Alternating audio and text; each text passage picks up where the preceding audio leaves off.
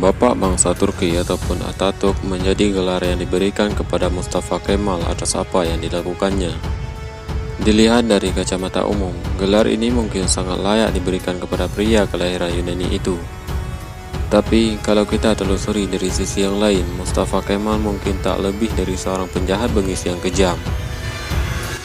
Mustafa Kemal dikenal akan aksinya merevolusi Turki menjadi bangsa baru yang lebih modern serta dianggap sebagai penyelamat si negara 1000 masjid dari penjajahan. Alhasil ia pun dipuja-puja bahkan sampai dikultuskan.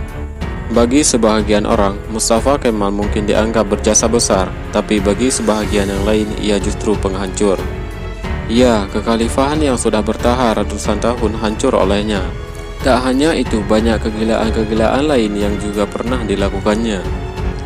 Mari buka mata dan lihat seperti apa sesungguhnya sosok yang dibangga-banggakan tak hanya oleh masyarakat Turki tapi juga dunia ini.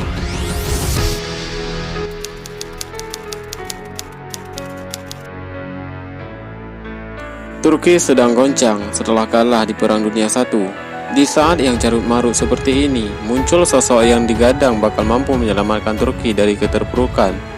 Mustafa Kemal merangkak sedikit demi sedikit hingga akhirnya menuju puncak. Sebelum menjadi bapaknya orang Turki, diketahui Mustafa Kemal melakukan intrik-intrik khusus. Misalnya memposisikan dirinya sebagai pahlawan dengan mengusir Inggris dan Yunani dari tanah Turki. Terkesan heroik, tapi ada yang aneh dari upaya ini. Hal tersebut adalah ketika Kemal mengusir bangsa penjajah tanpa perlawanan bersenjata. Sungguh hal yang mustahil. Dari sini banyak yang kemudian menganggap jika ada semacam kerjasama terselubung antara pihak Kemal, Inggris dan Yunani untuk melakukan skenario tersebut.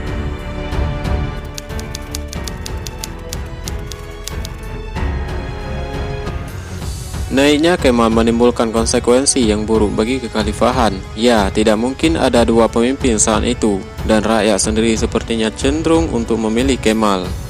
Lalu akhirnya direalisasikanlah rencana penumbangan khalifah yang sudah berdiri ratusan tahun itu.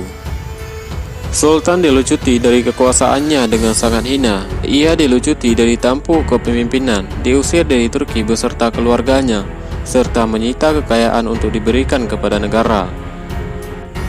Langkah ini mendapatkan kecaman dari Muslim dunia. Berbagai usaha dilakukan untuk tetap mempertahankan kekhalifahan, namun pada akhirnya tak mampu terselamatkan.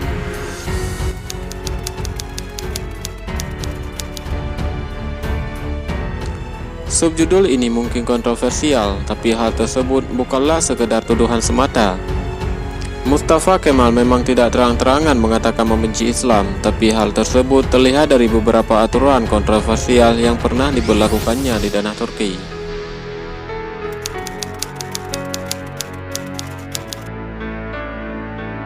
Pertama adalah memberlakukan azan berbahasa Turki di masa kekuasaannya. Hal ini tentu saja sangat kontroversial dan mengada-ada. Aturannya, azan harusnya tetap dalam bahasa Arab, termasuk bacaan-bacaan dalam sholat.